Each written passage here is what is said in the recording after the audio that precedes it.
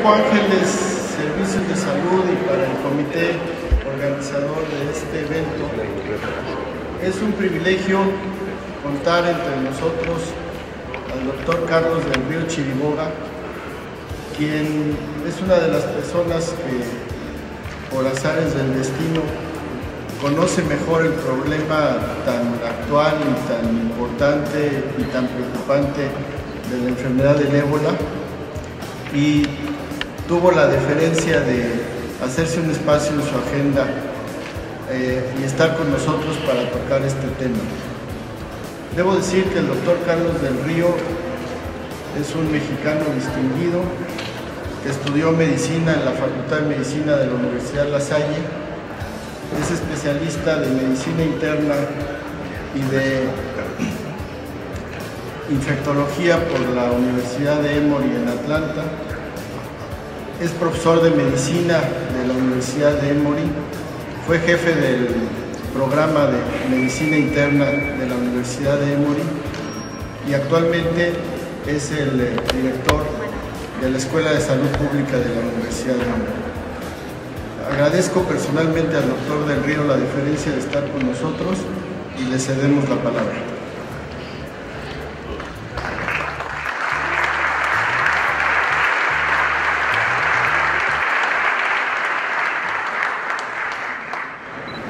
Bueno, antes que nada, dar las gracias al doctor Ortega y al Grupo Ángeles por la invitación y el gusto de estar con ustedes.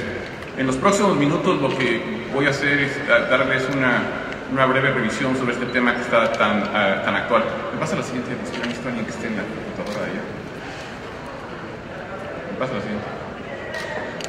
El objetivo de esta plática va a ser hablar un poco del virus y de la epidemia, de síntomas, de diagnóstico, del equipo de protección individual, de las pruebas de laboratorio y hablar un poco sobre tratamiento y otros aspectos. La siguiente, por favor. Bueno, ¿qué es este virus ébola?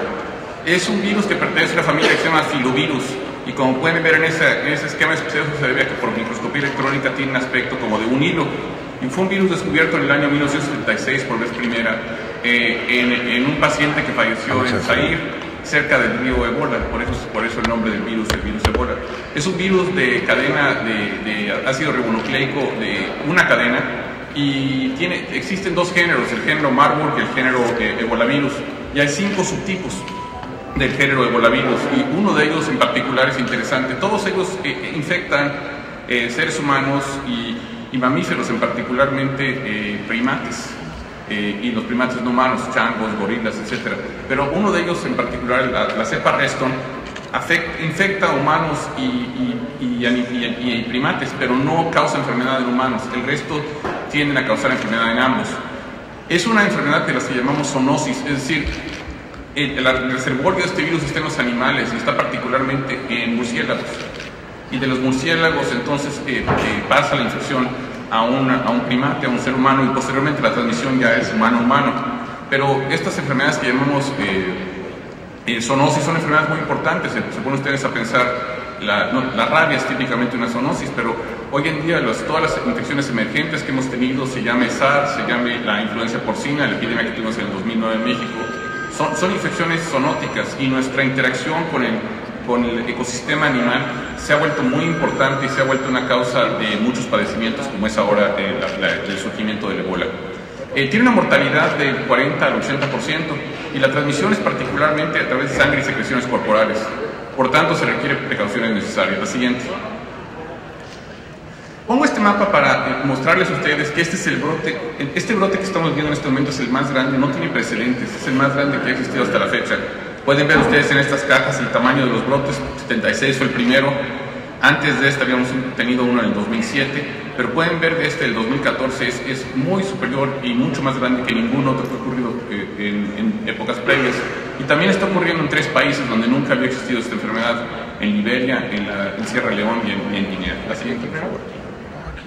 Esta es la zona donde ha surgido esta epidemia, y al centro, donde estos 3 países se conjugan, es donde se inició el brote. Pueden ver ustedes que son bordes fronteras muy porosas, pero lo más importante son 3 países que han estado severamente afectados por crisis de guerra civil, de financiamiento. Son países en extraordinaria pobreza, mucho conflicto, y donde existe un nivel de atención médica muy subóptimo, incluso para África. Liberia, por ejemplo, tiene un médico por cada 85,000 habitantes. Entonces, es una relación médico-paciente realmente muy trágica. Y si muchos de los afectados y los que están falleciendo son personal de salud, eso aún complica más la situación. La siguiente. Estas son las curvas epidémicas de cómo se espera que sea el crecimiento en caso de que no se ponga alto esta epidemia. Pueden ver que cuando se detectaron los primeros casos, tan solo en marzo de este año, había 43 pacientes. Hoy en día hemos casi llegado a los 10,000 pacientes diagnosticados en estos países. Y se espera que de continuar esta misma epidemia podemos llegar a cerca de 100,000 para finales de año. La siguiente. Ahora obviamente la gente viaja y la gente sale. Y este estudio lo que nos muestra es la posibilidad de importación de casos debido al tráfico internacional de pasajeros. Y como pueden ver ustedes, ahí no está México, pero sí está Estados Unidos, donde se piensa que van a continuar ocurriendo casos. Entonces sería del todo extraño pensar que algún caso pudiera ocurrir en nuestro país, sencillamente porque hay contacto con estos sitios donde están enviando pacientes, puede ser por Estados Unidos, por Europa, por otros sitios. La siguiente.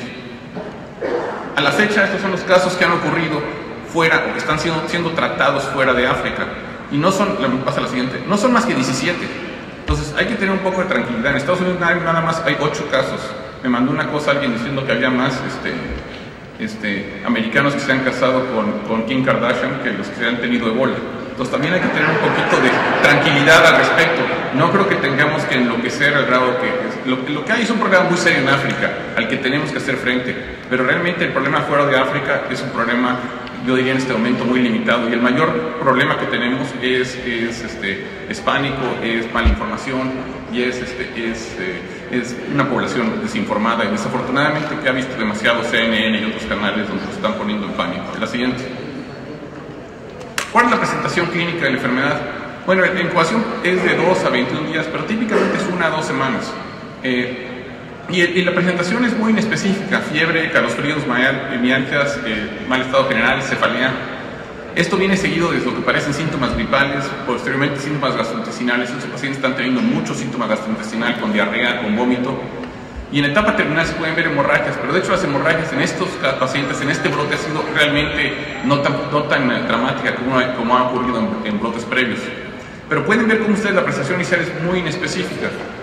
El último paciente que nosotros tuvimos hace un par de semanas, que llegó a urgencias, que venía de África, 19 años, con fiebre, cefalea, el ataque al estado general, y la preocupación era Ebola. Lo que el paciente tenía era paludismo, con una parasitemia del 32%. Y vean ahora que viene la época de influenza. La mayor parte de los pacientes van a tener influenza, no van a tener Ebola, pero la gente se va a panicar por los síntomas y va a haber mucha preocupación al respecto. En el laboratorio uno puede ver leucopenia, trombocitopenia, elevación en transaminasas y aumento de los monómeros de fibrina. La siguiente. Este es el algoritmo que estamos siguiendo nosotros para evaluación de pacientes, donde uno puede evaluar al paciente que viene y la pregunta más importante es viaje, contacto con alguien, y viaje contacto con alguien en Liberia, en Guinea, en Sierra Leona en los últimos 21 días. Si el paciente dice sí, tiene síntomas de fiebre o dolor de cabeza, entonces hay que iniciar contacto, precauciones en ese momento y manejarlo como un posible caso infectado. Si el paciente dice no, es un paciente de bajo riesgo. Entonces se dividen los pacientes en alto riesgo y bajo riesgo, y de esta manera están siendo manejados. Siguiente. Pero les recuerdo otra vez el diagnóstico diferencial: paludismo, tifoidea, meningococcemia, riqueciosis, dengue. Sí, va a haber muchos otros padecimientos que van a ser muy serios también. Les decía yo, este muchacho de 19 años que tuvo paludismo con parasitemia del 32%, estaba muy grave en la unidad de terapia intensiva, mucho más grave de hecho que si hubiera tenido Ebola. La siguiente. ¿Qué lecciones hemos tenido? En Emory hemos tenido la oportunidad de manejar 4 pacientes. ¿Qué lecciones hemos aprendido del manejo de estos pacientes? Bueno, la primera es que no existen medicamentos que hayan sido probados, demostrados su utilidad. La gente dice, no, es que el suero tal, es que el medicamento tal. No hay ninguna evidencia de ninguno de estos medicamentos funcionando en estudios clínicos realizados en humanos. Es experiencia anecdótica hasta este momento. Se están preparando para hacer estudios clínicos, pero no hay ninguna evidencia de que nada sea útil. Pero lo que sí es útil es cuidados de apoyo, y particularmente cuidados de enfermería. Y eso es muy importante. Estos pacientes requieren cuidados muy estrechos de líquidos, de electrolitos, de manejo de enfermería. Y el tercero, ha sido importante que los pacientes puedan mantener interacción y comunicación en forma segura con sus familiares, para que no se depriman y para que no se sientan en aislamiento total. La siguiente. Estas son las pruebas disponibles para el diagnóstico. La prueba que nosotros utilizamos es una prueba de reacción en cadena de la polimerasa, que se hace mediante la realización de un estudio de PCR mediante una máquina que se llama BioFire. BioFire es una compañía que desarrolló pruebas de PCR después a consecuencia de bioterrorismo. El ébola es un agente de bioterrorismo, entonces está incluido dentro del paquete de bioterrorismo, es un agente A de bioterrorismo. La siguiente. En pruebas de laboratorio, estamos realizando muy pocas pruebas de laboratorio, porque ya les enseñaré en la unidad que tenemos nosotros. Los pacientes que tienen ébola están en una unidad separada con un laboratorio dentro de la unidad y no se llevan estas muestras de sangre al laboratorio central. Entonces el número de pruebas realizadas son muy pequeñas. Tenemos un aparato ahí para realizar algunos estudios de laboratorio, muy pocos. La siguiente. Obviamente el manejo de especímenes clínicos, la sangre es altamente infecciosa, es flebotomía usando precauciones adecuadas, limpiar especímenes antes de ponerlos en contenedores para transporte, poner especímenes en 2 a 3 contenedores, ya les enseñaré cómo se hace esto, y cambiar de guantes entre cada uno de los empaques. La siguiente. Lo que recomendamos es que se realice el empaque dentro del cuarto del paciente y se lleve directamente el espécimen al laboratorio. No recomendamos que esté puesto en estos sistemas de tubo que mandan especímenes al laboratorio, porque pues, lo que uno no quiere es una explosión de uno de esos tubos dentro del sistema de muestras del hospital. La siguiente. Cuando uno está lidiando con agentes de bioterrorismo A, ese es el tipo de empaquetamiento que hay que hacer. Son dos contenedores impermeables donde va la muestra metida adentro. Esta es la manera en que tomamos los especímenes para mandarlos al CDC o a otros sitios. Dentro del hospital, la siguiente. Perdón, lo tengo aquí. Estamos utilizando empaquetamiento nivel B, que sencillamente es un contenedor. Pero no tomamos la muestra y un interno la lleva corriendo al laboratorio, porque no queremos que se tropiece, se caigan, sino que se pone, se empaqueta en el cuarto del paciente y se lleva al laboratorio. Ahora, el equipo de protección individual, ¿por qué ha fallado? Bueno, porque el equipo de protección individual hay que saber usarlo y su presencia no siempre no es suficiente. La siguiente. El ponerse y quitarse el equipo de protección individual parece sencillo, pero no lo es. Y al quitarse el equipo de protección individual uno se puede contaminar. Y para evitar problemas, lo que nosotros hacemos en nuestra unidad es que cuando la persona se está vistiendo, alguien lo está viendo. Y cuando la persona se está desvistiendo, alguien lo está viendo. Y la persona que lo está viendo le dice a uno: te contaminaste, te infecté, tienes que limpiarte. Es decir, uno no se da cuenta cuando hace esto. ¿Me pasa el primer video, por favor?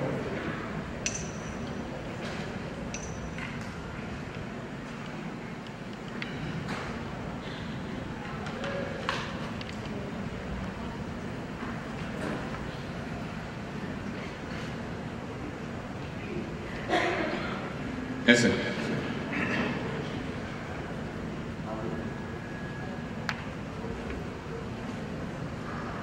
Este es el doctor Sanjay Gupta mostrando, es cirujano. ¿Sí?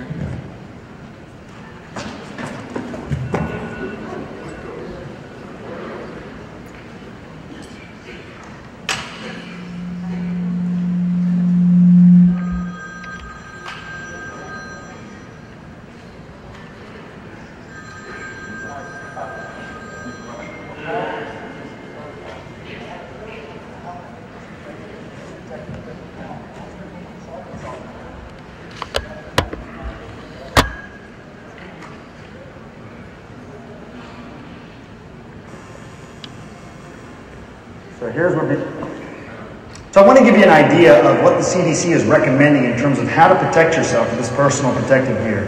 I'm also going to show you how to take it off, which some say is the most dangerous part. I will point out as we start to do this, I work in an operating room every week. This is different than what most doctors I think are used to, at least in the operating room.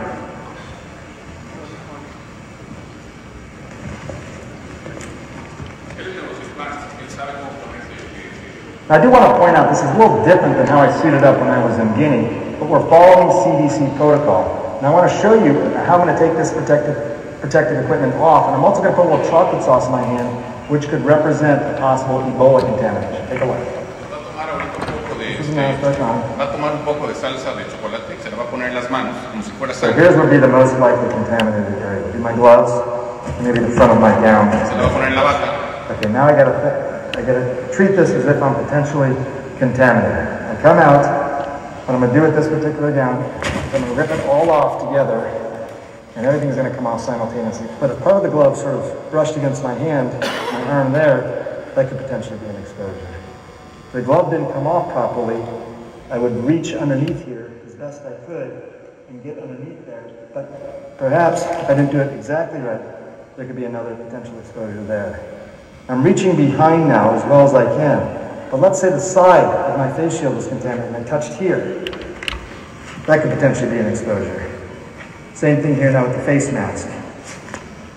So now take a look. Right there, see a little bit of chocolate sauce? One possible exposure.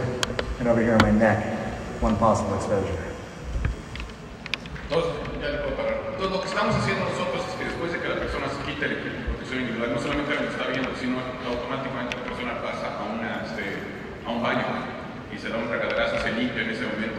Entonces, obviamente, esto lo que requiere es enfermería y atención uno a uno. No puede estar una enfermera viendo a los pacientes al mismo tiempo, tiene que estar dedicado exclusivamente a ese paciente. Pasa la siguiente cosa. El otro aspecto es que obviamente, como ven ustedes, las infecciones que han ocurrido, las dos enfermedades se infectaron en Texas, fue precisamente por eso, porque se contaminaron. La siguiente, por favor. En virtud de eso, el CDC hace unos días, hace tan solo 2 días, hizo recomendaciones más estrictas. Las recomendaciones ahora que uno tiene que entrenarse y capacitarse de forma continua, no debe haber nada de la piel expuesta, y uno tiene que estar siendo supervisado al ponerse y quitarse los guantes. Ahí está en que pueden encontrar las indicaciones en la página del CDC, pero básicamente es lo que hemos estado haciendo en el desde que empezamos a ver pacientes. Lo siguiente. Y entonces, pues uno termina viéndose así. Ahora la siguiente, pero también podríamos estar con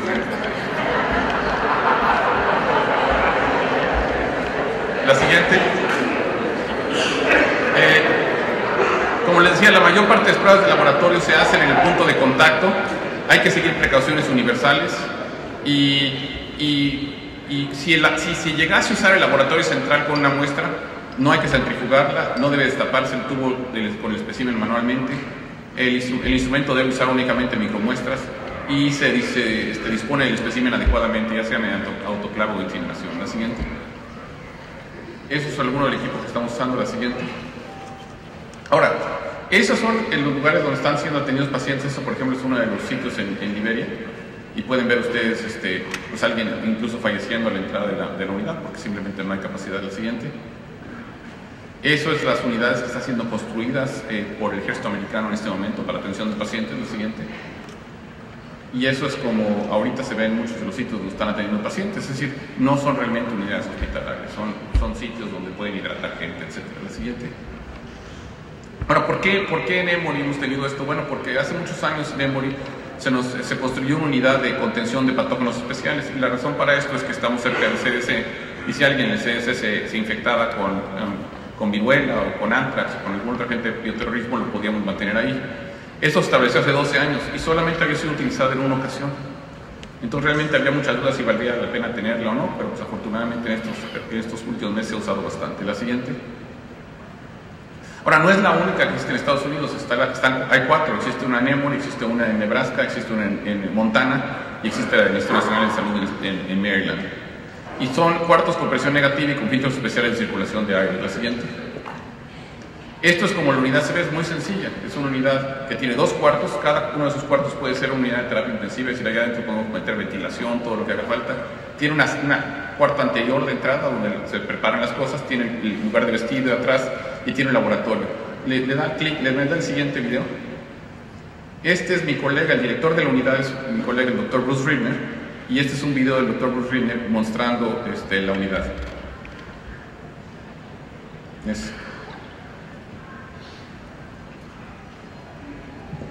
So this is the entrance to our unit, and the room behind here is called the anteroom.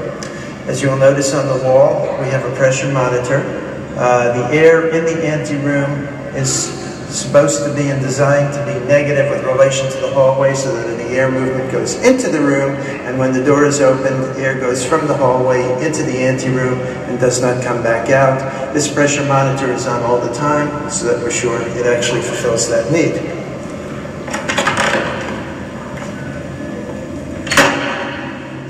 This is the anteroom, which is where all the preparations for going into the patient room occurs. Things you might notice, we have a light-activated sink so that people don't have to touch handles. We also have an intercom system so that visitors can look through the glass and talk to the patient without going into the patient room.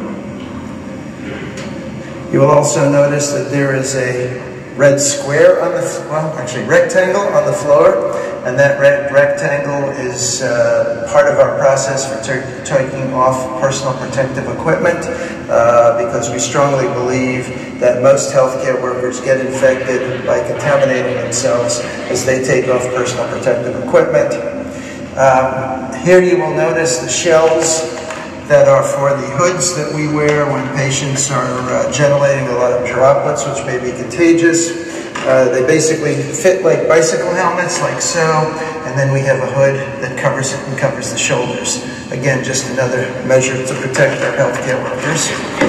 On this corner, we have a biological safety hood. This is where we do certain specimen preparation under high containment situations. For example, if we're collecting specimens to go to the Centers for Disease Control, we would prepare them in that hood. Coming off this room, we have the locker. As you can see, everybody's got their shoes here.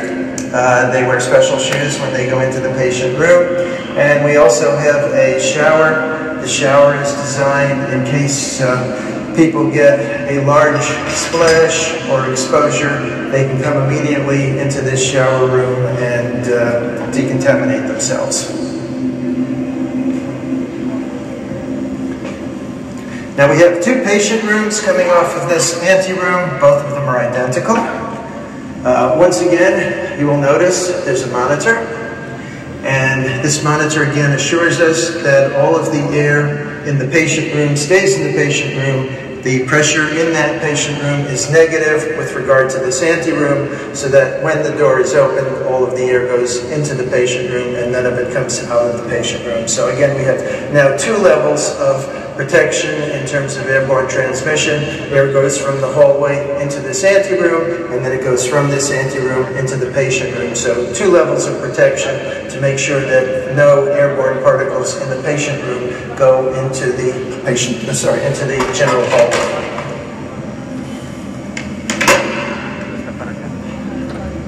The patient room itself has been designed as an intensive care unit. The head wall that we have over there is identical to the head wall in one of our intensive care units.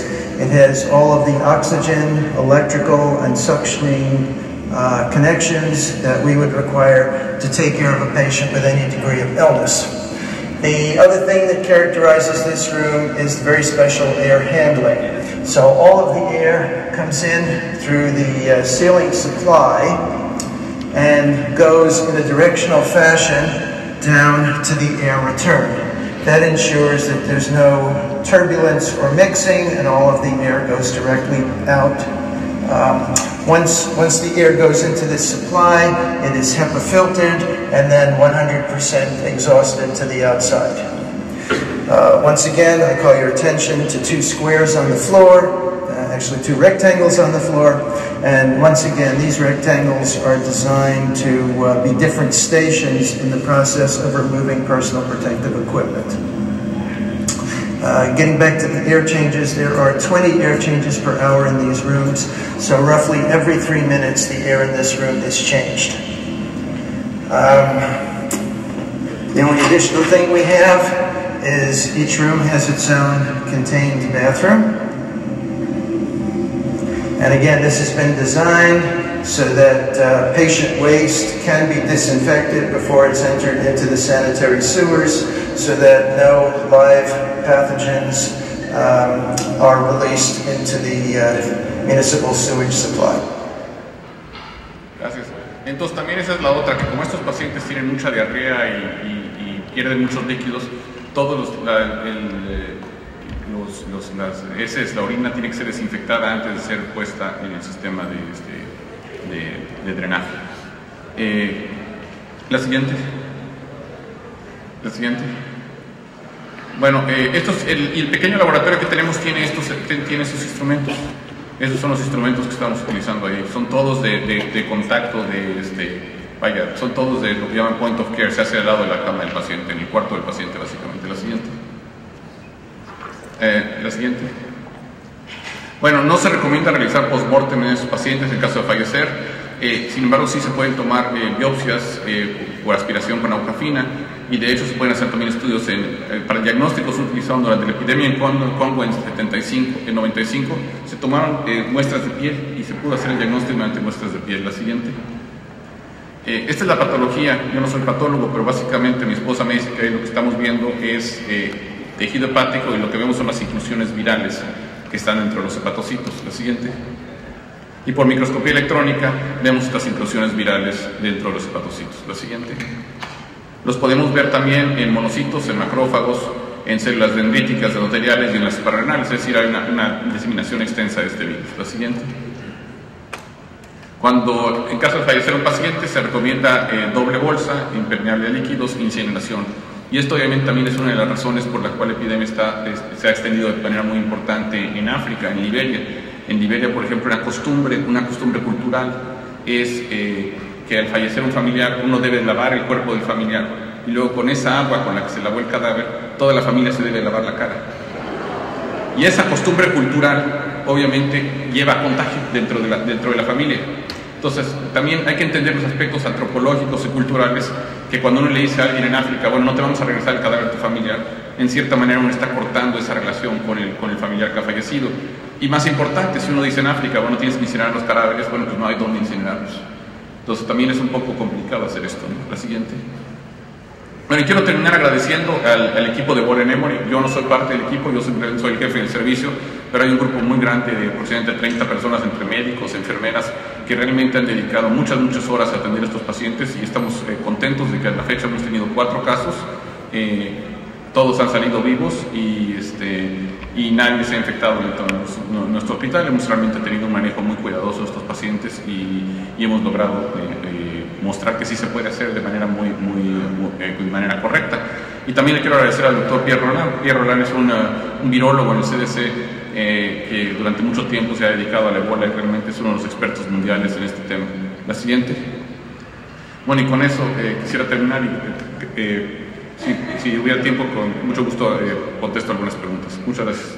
Doctor Del Río, soy Guadalupe Ibarra. Para preguntarle, la información que han dado es que el virus fuera del cuerpo se inactiva con cloro al 5%. La pregunta es también con alcohol al 70%. Mire, sí, el virus se inactiva fuera del cuerpo relativamente fácil. De hecho, mis colegas saben, por ejemplo, en pacientes que incluso están sudando y están y tienen algunas hemorragias, que han visto las sábanas, han tratado de tomar muestras de las sábanas y no han podido aislar virus. Entonces realmente la inactivación es relativamente rápida. Otra vez, yo no creo que exista contagio a través de fomites, es más bien contagio por contacto directo con sangre y secreciones. En una entrevista en CNN, el doctor Gupta y otro dijeron que no había evidencia de que el alcohol lo eliminara, pero bueno. Sí, no hay evidencia, y por eso es que hemos estado usando el hipoclorito de sodio. Gracias. Lo que estoy usando, pero estoy usando una solución al 5% de hipoclorito de sodio. Gracias.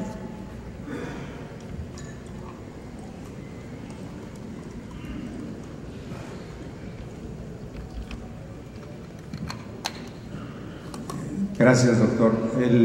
Soy el doctor Dionisio Galarza, de Medicina Interna del Hospital Militar de Nuevo León. La pregunta que tengo para usted es, ante una condición de estas características, en la cual evidentemente no existe ningún tipo de tratamiento específico ni de lejos, donde las medidas básicamente son de sostén, yo le pregunto de manera muy específica, ustedes, aunque la experiencia es corta, limitada, y los casos han evolucionado favorablemente, pero vamos a decir, en términos de un paciente que tiene ébola y después de implementar las medidas básicas de sostén, de hidratación y demás, ¿qué tan lejos están recomendando llegar ustedes? Aquí nosotros en Monterrey, en el hospital universitario, hay un grupo que está coordinado por el doctor Adrián Camacho, el coordinador de epidemiología hospitalaria, es uno de los 2 hospitales en la ciudad de Monterrey que han sido designados como centros de contención y con indicaciones muy claras de solamente en la eventualidad que estimamos remota de que eso pudiera ocurrir, contener al paciente y enviarlo al Centro Nacional de Referencia, que será el Instituto Nacional de Rehabilitación. Pero la pregunta concreta, reitero, es ¿qué tan lejos llegar? Simplemente una pregunta estética, ¿resucitación o no resucitación para un paciente que tenga esta condición? ¿Medidas de maniobras de resucitación o no resucitación? Esa es la pregunta. ¿Qué tan lejos llegar? No hemos requerido llevar a cabo maniobras de resucitación, pero hemos contemplado que ser necesario sí lo haríamos con los pacientes por el momento. La mayor parte han sido gente joven y no hemos visto razón para no llevar a cabo maniobras de resucitación. Le puedo decir que de los pacientes que hemos tenido, uno fue intubado y uno también fue dializado. Y entonces se les dio bastante apoyo muy intenso y esos 2 pacientes ya están fuera del hospital bien y sanos. Entonces yo creo que no le puedo decir en qué momento no haríamos algo, a lo mejor si hubiera falla multiorgánica, pero por ejemplo este paciente que simplemente tenía una insuficiencia renal que parecía ser reversible, pues se le dio diálisis y el paciente se recuperó. El paciente que tuvo insuficiencia respiratoria se le dio ventilación mecánica y se recuperó. Entonces realmente yo creo que es una decisión que hay que tomar en colaboración con los intensivistas y en cada paciente específicamente, pero otra vez teniendo muchos cuidados. ¿Qué le puedo decir? Por ejemplo, la máquina de hemodiálisis que utilizamos no fue una máquina de hemodiálisis tradicional, fue una máquina de flujo continuo, y esa máquina está ahorita dedicada nada más a los pacientes, no se pasó de ahí a utilizar a otro paciente. Y yo creo que cuando le hablamos al productor de la máquina de qué hacíamos con la máquina, nos dijeron, bueno, pues ya que terminen, yo creo que mejor tírenla.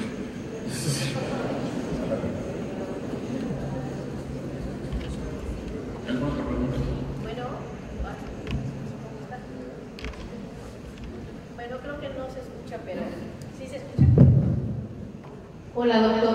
Soy la doctora María Ortiz Gea del Hospital Ángeles Acoxpa y le quería hacer una pregunta. Usted nos está refiriendo que el contagio fue a través del mono hacia el humano y después me dice usted que no se pega a través de fomites, es a través únicamente de la sangre. Yo vengo ahorita, por ejemplo, de Madrid y de Barcelona y armaron un relajo porque la enfermera Teresa se salvó, pero habían incinerado al perro y todos los que estaban en bien de los animales, bueno, han traído un problema tremendo porque incineraron al perro. Y ahora, por ejemplo, en Nueva York y en otras partes, los que han estado contagiados con los perros, se les ha dejado el perro, se les han hecho estudios y no se han contagiado con el ébola. Mi pregunta es la siguiente. Yo soy un médico que tengo más de 40 años de práctica profesional y yo recuerdo cuando empezó lo del SIDA, vinieron a decirnos que el SIDA se pegaba igual por sangre o por sexualidad. Y yo me acuerdo que le dije al ponente, ¿qué precaución podríamos tener nosotros con los neonatos? Porque yo pienso que si es un virus, pues también puede pasar por la leche materna. Entonces me dijo, de ninguna manera esto no pasa. Después con el tiempo dijeron que sí pasaban, y ahora la Liga de la Leche dice que se puede dar. Pero yo lo que le quiero decir, si es por sangre, y si lo pegaron los animales, ¿cómo se pegó el animal hacia el humano? Si es únicamente por sangre, si no se transmite por fomites. Bueno, porque se transmitió probablemente la transmisión la piensa uno de cómo pasa del primate al humano, es probablemente por cacería y comer esos animales. En esos países no tienen mucho acceso a proteínas, ir a la selva y matar un chango y descuartizarlo, comerlo, es igual como aquí vamos y descuartizamos un cuerpo y lo comemos. Y en China lo hacen eso con un gato y así fue como ocurrió el SARS. Entonces yo creo que eso tiene que ver otra vez con nuestra interacción y cómo manejamos la persona que está haciendo el corte de ese animal, pues no se está poniendo carnicero, no se está poniendo guantes ni mucho menos, ¿no? Entonces ese contacto inicial es probablemente de esa manera. El ébola sí está definido que se transmite por leche materna y de hecho a las mujeres lactantes no se recomienda que den de lactancia a sus bebés al seno materno. Pero las mediciones que se han hecho mediante ya sea cultivo viral o reacción en cadena de polimerasa muestran claramente en qué secreciones hay virus y en secreciones no hay virus. Curiosamente, una secreción bastante mínima es es también semen, es muy parecido así en el sentido de sangre, secreciones como secreción vaginal, semen, leche materna. Pero la transmisión a través de comités, a través de animales, no ocurre por contacto casual. Fue muy triste, lo hicieron con ese perro en España, porque yo creo que no se puede encontrar. Yo creo que hay mucho pánico y mucho comportamiento nacional, lo cual es muy frecuente en las epidemias. Si usted recordará esto que está pasando ahorita con el Ebola, me recuerda los años iniciales de SIDA, donde había mucho pánico, mucho estigma hacia las personas. En África, incluso lo que está pasando, me comentaba una persona que estaba allá ahorita que un paciente que ella vio que se recuperó y está sano, y les llaman ellos recuperados. A un recuperado, cuando regresó a su comunidad, que es una pequeña comunidad en las montañas, las gentes cuando lo vieron regresar lo apedrearon y lo mataron porque tenían miedo de que trajera Ebola, a pesar de que está recuperado. Entonces digo, realmente muchos de los problemas que la gente tiene es que no quieren que la comunidad, que la gente sepa que tuvieron Ebola, porque el riesgo es de que se ponen en riesgo a sí mismos. El tercer paciente que tuvimos en Emory pidió que no se diera su nombre a nadie. Él no quiere que nadie sepa, porque él está muy preocupado de que al regresar a África, donde él trabaja, no lo dejen entrar. Entonces hay mucho estigma, hay mucha discriminación y hay mucho comportamiento irracional cuando sabemos claramente cómo es la transmisión. La transmisión ocurre principalmente a nivel domiciliario, a nivel hospitalario, a nivel de los sitios de atención. Digo, vemos el caso en Dallas. Los dos pacientes transmitidos fueron dos enfermeras. No fueron ni la novia de esta persona, ni fueron los niños que estaban, ni fueron las personas que estaban en el avión. Fueron las dos enfermeras. La transmisión ocurrió a nivel de hospital, y de un hospital teóricamente de muy alto nivel en una ciudad de Estados Unidos.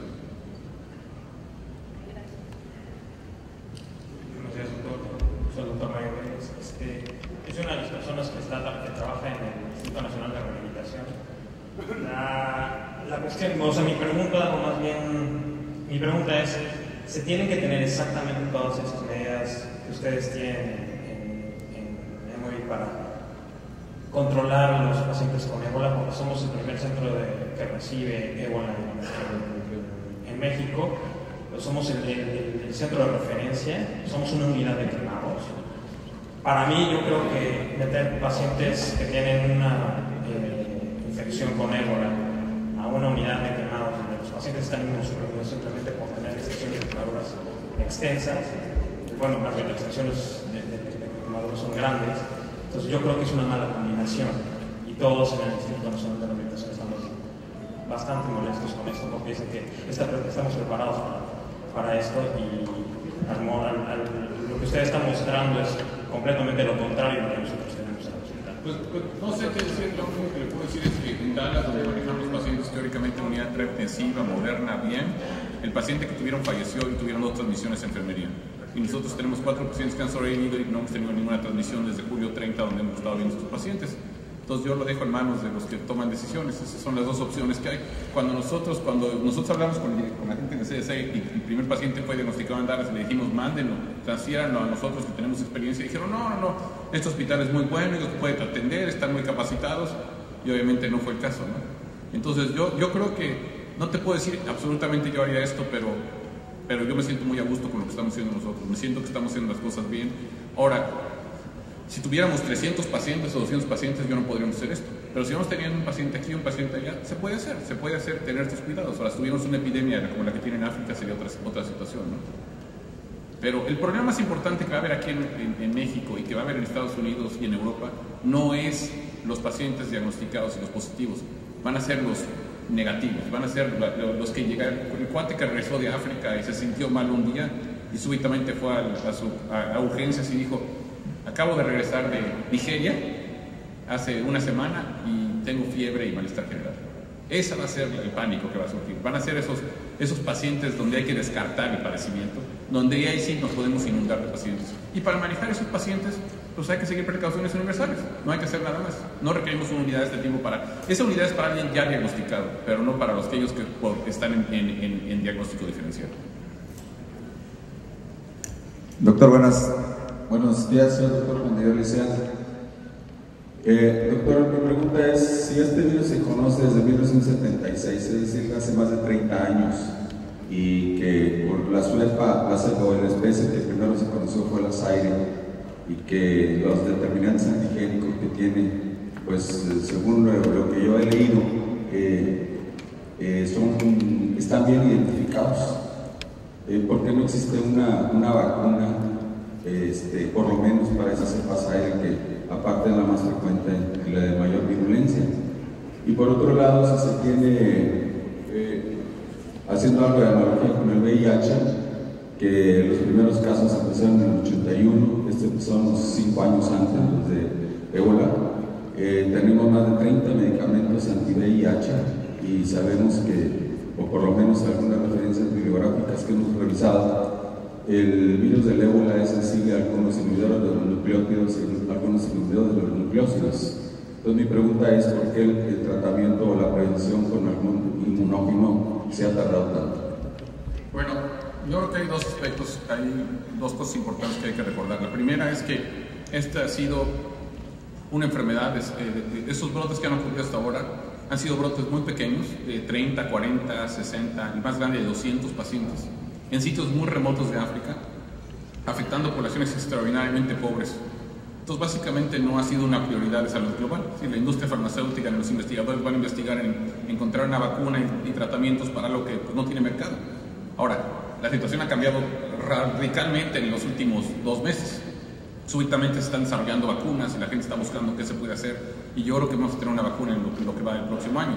Había un periódico satírico en Estados Unidos que decía que estamos a 3 personas blancas más de desarrollar una vacuna contra el ébola. Es decir, mientras esto afectaba a negros en África, nadie lo pelaba, pero a la hora que empezó a afectar gente en Europa y en Norteamérica, súbitamente hay interés, ¿no? Es la realidad. Digo, desafortunadamente es muy trágico, pero es la realidad. Lo mismo sucede con los medicamentos. Hay muchos medicamentos que la gente piensa que pueden ser utilizados y de hecho hay uno de ellos, el Vincidofovir, que fue desarrollado por Chimeris. Si quieren comprar acciones en Chimeris, las acciones de Chimeris subieron como 8% en cuanto nosotros dijimos que lo habíamos usado con uno de los pacientes. El Vincidofovir muestra actividad, pero obviamente no existen todavía estudios clínicos controlados para mostrar si esto fue casualidad o realmente es impacto. Ahora, la diferencia con el SIDA es que el SIDA, el origen del virus del SIDA probablemente fue en la misma zona de África, pero en 1920. Sí, para cuando fue en 1980 y diagnosticamos los primeros casos, había ya millones de personas infectadas en el mundo. El periodo de incubación es muy largo, etc. En este virus el periodo de incubación es muy corto. Entonces también el proceso de infección y de transmisión ha hecho de que no haya estos brotes tan grandes. Entonces yo creo que simplemente la atención mundial a esta epidemia no ha existido y la realidad de las cosas es que ha sido una enfermedad estrictamente afectando gente extraordinariamente pobre y en sitios muy remotos y por tanto no han estado dentro del radar de la epidemia global. Yo le puedo decir que en marzo pasado, cuando empezaron a ocurrir casos, yo hablaba con mi amigo Pierre Roland y él me dijo, me voy a Guinea a este brote de ébola, me dijo, un brote más. Sí, él nunca se imaginó que iba a ser lo que es ahorita. Y lo que ha pasado muy importante es que ahorita lo que ha pasado es que este brote se ha metido a las ciudades grandes de África, se ha metido a ciudades como Monrovia, y esas ciudades son ciudades donde nunca había vivido este tipo de brote. Entonces también estamos viendo el impacto de estas enfermedades en las megaciudades. Quiere asustarse, piense un avión con 2 personas con ébola que lleguen a Mumbai o a Shanghai o algo así. Si en estas megaciudades no sabemos qué es lo que va a pasar. Estos son brotes que han ocurrido en regiones muy remotas. Entonces yo creo que el desarrollo de medicamentos y vacunas está ocurriendo y creo que hay atención e interés hacerlo ahorita, pero no había ocurrido anteriormente sencillamente porque no era una prioridad. Doctor, buenos días. Soy el doctor Gómez Acevedo de Ángeles Acoxpa. La pregunta se refiere a qué criterios utiliza usted para definir que un paciente puede ser dado de alta y deja de ser contagioso para los demás. Y la otra situación es si con este nuevo brote de virus se ha hecho alguna investigación para suponer que pudieran actuar como reservorios, yo sé que una zoonosis, pero dado esta situación, si hay alguna investigación para saber si queda dentro de las personas que sobreviven a esto como reservorios de la enfermedad. Bueno, el primero es que el criterio que estamos utilizando para decir que alguien ya no es infeccioso es tener 2 muestras consecutivas en PCR de sangre negativas. Porque lo que vemos es que la gente puede tener una negativa y después vuelve a tener una positiva. pero si tienen 2 negativas consecutivas ya no son infecciosos, ya no vuelven a tener un brote. El virus desaparece en estas personas, ya no se vuelve a encontrar. Y de hecho, como les decía yo, hay sobrevivientes. Y de hecho, uno de los pacientes, una de las cosas que se ha hablado mucho es de tomar sangre de sobrevivientes e utilizarla como suero en personas enfermas. Y de hecho, el primer paciente que tuvimos en Emory ha estado viajando por todo Estados Unidos y por Europa donando su sangre para dárselo a las personas que han estado muy graves. De hecho, una de las enfermeras en Emory recibió sangre de él. Hay un protocolo ahorita grande en África de encontrar sobrevivientes y tomarles muestras, tomarles sangre y desarrollar entonces suero que después se puede utilizar para tratar pacientes como uno de los medicamentos. No conocemos mucho de la epidemiología de esta enfermedad y esto está siendo estudiado ahorita con este brote, pero lo que le puedo decir es que hay un estudio de hace un par de años en Gabón y donde encontraron gente en una comunidad una comunidad que había tenido ebola y encontraron a gente adulta que nunca había tenido síntomas de ebola y el 18% de ellos tenían serología positiva para ebola. Entonces seguramente hay infección asintomática también. No todo el mundo que se infecta se muere, seguramente hay infección asintomática, pero les digo, no sabemos suficiente todavía sobre la transmisión, la epidemiología, y sabemos que esos que ya se infectaron quedan protegidos, están inmunes a nuevas infecciones. Bueno, doctor Sí. Abel Barragán, una pregunta con respecto a qué estrategia han tomado ustedes en la capacitación con los médicos de primer contacto, ya que la mayoría de la gente antes de ir a emergencias va con el médico a la vuelta de la esquina.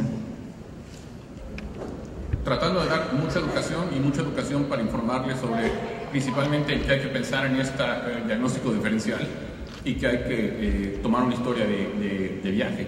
Tomar una historia de alguien que viajó es muy importante y hay que tomar una buena historia y hay que tener esto en el diagnóstico diferencial.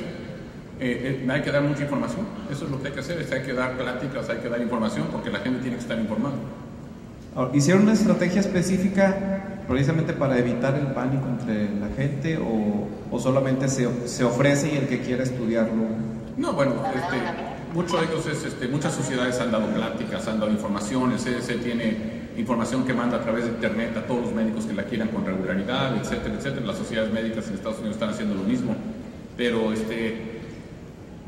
no es fácil contrarrestar el pánico porque no más tiene uno que prender la televisión un rato y piensa uno que nos vamos a morir todos de bola, ¿verdad? Entonces obviamente también tiene uno esta enorme el impacto enorme de la prensa amarillista que desafortunadamente causa problemas muy serios. Digo, por ejemplo, un profesor en una escuela en Estados Unidos, los papás pidieron que lo corrieran y que lo mandaran a su casa porque el señor es africano. Sí, pero el señor es de Sudáfrica y lleva 20 años en ir a África. Digo, pero como era africano no querían que estuviera cerca de sus hijos porque a lo mejor les daba ebola. Es decir, realmente el nivel de desinformación es tan preocupante que pues obviamente eso es lo más serio y lo más difícil que tenemos para contrarrestar. Doctor, buenos días. Yo quiero preguntarle qué sensibilidad tiene la PCR para el diagnóstico y es verdad que mucho del contagio se debe a que el periodo de cuarentena ha fallado, porque hay reportes de que puede presentarse hasta con 42 días el periodo de incubación. ¿Es eso cierto? No. La PCR es extraordinariamente sensible. Lo que le puedo decir a los pacientes que hemos visto es que los pacientes no tienen cargas virales bajitas. Tienen cargas virales en los millones, a la hora que ya son sintomáticos. El paciente no es infeccioso hasta que no tiene síntomas. A diferencia de la influenza, donde uno es contagioso 1 a 2 días antes de desarrollar síntomas, o en hepatitis A, donde uno es infeccioso, de hecho, mucho antes de desarrollar síntomas, estos pacientes no son contagiosos sino hasta que tienen síntomas. Entonces, el paciente que viene asintomático no transmite. Una vez que empieza a desarrollar síntomas, si tiene cefalea, si empieza a tener fiebre, ese paciente empieza a ser infectante, pero para entonces ya tiene cargas virales en los cientos de miles, si no es que en los millones, un aumento muy muy rápido de la carga viral. Y posteriormente disminuye. De hecho, después de 21 días de incubación no se ha encontrado nadie que se haya... la mayor parte de la gente, después de haberse expuesto, desarrolla el padecimiento en 1 a 2 semanas. Y el caso de las 2 enfermeras en Dallas fue muy clásico en ese sentido. Bueno, Yo soy la doctora Julia Méndez, directora del Centro de Inmunología Avanzada del Hospital Ángeles Lomas, y yo sí me gustaría saber su opinión, porque por ejemplo este virus, y lo que hay que aprender, es un virus que está haciendo nuevos mecanismos de invasión, como es desarrollar la proteína BP35 para distraer al sistema inmune, y entonces por eso lo es atacado y empieza a infectar a las células, los macrófagos, etc. Pero una vez que ya entra, suponemos que son pacientes inmunosuprimidos, que son los que van a estar pues, en mayor riesgo. Y en el caso de la influenza, la OMS dijo cuando estábamos con la epidemia que si teníamos casos ya muy severos y sospechamos de inmunosupresión, había que usar inmunoglobulina intravenosa. En este caso, la pregunta es si están usando primero, ¿qué tratamiento le están dando con CIMAP? Y segundo, si sugerirían el uso de inmunoglobulina intravenoso, porque el virus va a dejar inmunosuprimido al paciente, por eso vimos que el paciente que quedó con infecciones, que volvió a ingresar porque tenía infecciones bronquiales, muy probablemente esté con inmunosupresión, está con una inmunodeficiencia persistente.